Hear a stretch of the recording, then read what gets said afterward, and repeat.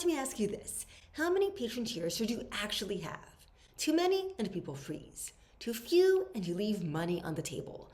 But if you nail the sweet spot, that's when things click. So today we're breaking down how to craft compelling patron tiers your fans actually want to join. Let's dive in. Okay, first up, the rule of 3-ish. Here's the deal. Most creators do best with 3 to 5 tiers. Why? Because the human brain loves simple choices. Think about it. 1 tier, no comparison, feels flat. 10 tiers, overwhelming, people freeze. 3 to 5, just right. Enough to feel like choice, but not so much it creates stress. So if you're staring at your patron page with 6, 7, 8 tiers, trim it down. Your future self will thank you. Next up, anchoring the middle. Here's a little psychology hack. People often pick the middle option, especially if the lowest feels too basic and the highest feels too premium. So what do? Make your middle tier the star of the show. Example, Tier 1, a small thank you. Tier 2, the middle, exclusive content and behind the scenes. Tier 3, VIP extras that only a few will grab. Notice how Tier 2 suddenly feels like the best value? That's no accident, you've anchored it. So if you want the majority of your supporters in one tier, shine the spotlight right in the middle. Now let's talk about avoiding tier fatigue.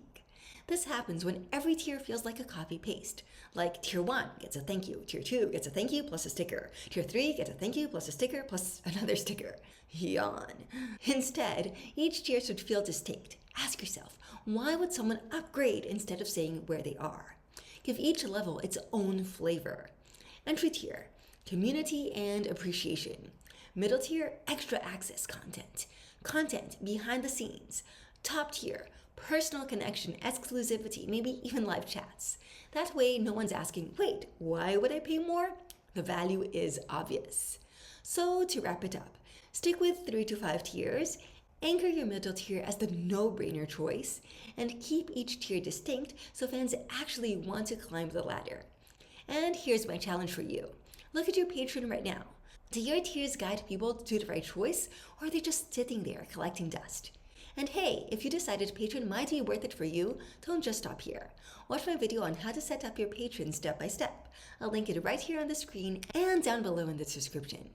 If you got value out of this breakdown, hit the like button, subscribe, and drop a comment telling me which tier you would personally join if you were supporting your own work.